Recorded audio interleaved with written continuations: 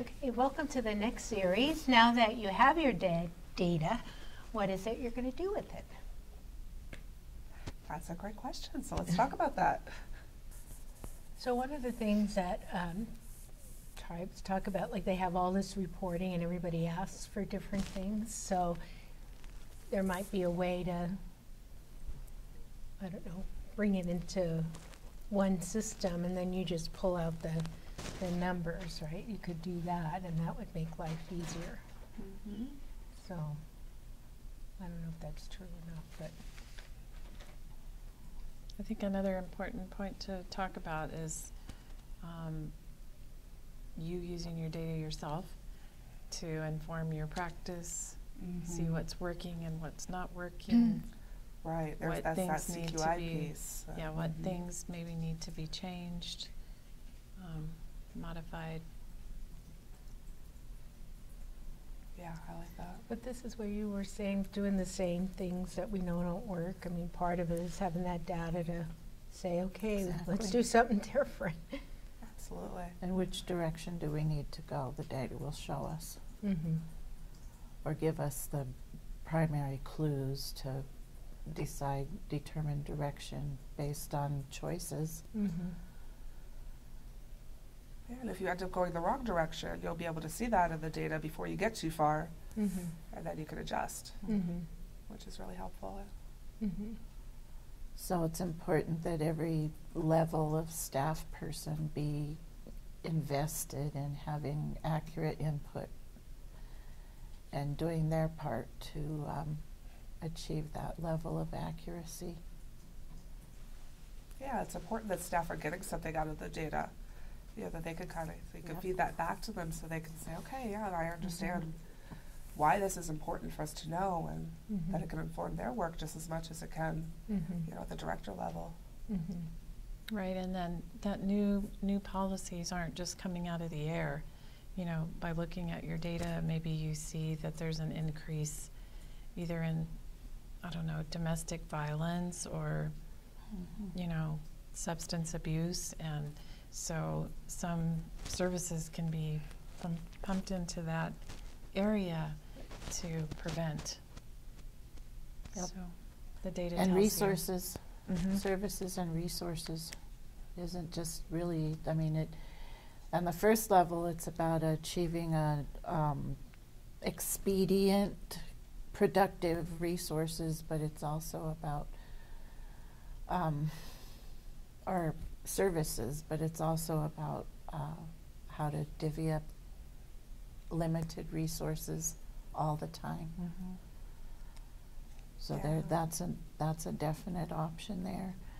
I've been thinking, like, from the case management perspective, it's a rare social worker who isn't overloaded, isn't on cases, and this way of recording information, because data is information, I think maybe we've been overusing that word. It really is in the situation of tracking individual cases, there's so much more that social workers don't have to try to keep in memory or on a piece of paper or in a file and have to go back and recollect it. It's all in one place. But it's the memory piece, I think, for overloaded caseload is that you're always trying to keep in mind what you have to do for this case, and this case, and you just need to look. Right. And something you said, Patty, about the worker being overloaded with cases, I think supervisory, you know, in a supervisory area, they can use the spreadsheet to look at caseloads and start, you know, diverting other cases to someone with a lower caseload, so for equity purposes. Right. And make sure about the quality of the data. So, you know, make sure that there is some quality control in there, make sure the data is getting in there. You know, if you have drop-down lists, then that's what they're going to select as one of those values. But if it's missing, then, you know, you're not getting the data that you need. Well, you still have to train your staff and make sure that everybody has the same understanding of what those drop-down values mean. Because otherwise, you know, if it means a different thing to a different worker, then you're still not going to get the best quality data to be able to use it. Right. And you have to think about training is ongoing because there is turnover, and if you just plan, well, we're just going to do this training once a year, then you always have staff that is not up to where they need to be, and they're maybe asking questions to someone that is not as helpful. Then just making sure that everyone gets that training regularly as new people come on. Yeah, and I think we all know that sometimes the hardest part of this job is just doing this kind of, doing the paperwork, doing the data entry, and just understanding all of that. It could be a little bit overwhelming, so making sure everybody is trained, and I think that could be really helpful. One other thing that just popped into my mind is in every office there's going to be one person that just kind of gets it, you know, and they need to be possibly that go-to person for people to go and ask questions. You know, what did I do wrong here? I'm not sure what this means. You know, just have like a support there. Yeah, have a data champion who really is enthusiastic about it. Right. They like it. They could even add columns if something else comes up, you know, add a drop-down list for that column, and there we go. And if all else fails, they can be the one that lights the sweetgrass. That's right. You need that too.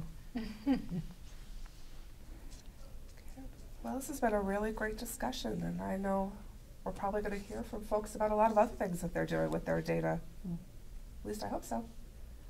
So email us. It just seems like it's an ongoing learning process because there's always going to be new information, and how to be able to do that is really important. So I really appreciated this series. So in this particular area, it's caused me to think a lot more about the current status of trauma-informed services and the amount of information that can come that's very specific to tribal children about their traumatic experiences and their need for specific, very defined services that can actually probably save lives.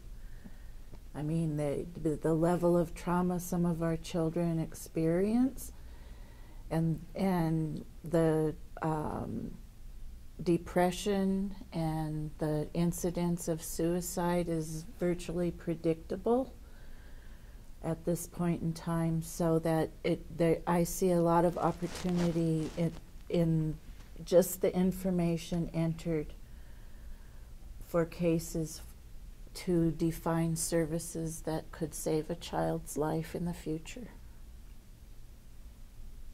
Thank you, everybody, for your thoughts and reflection on this work. And now for our next series.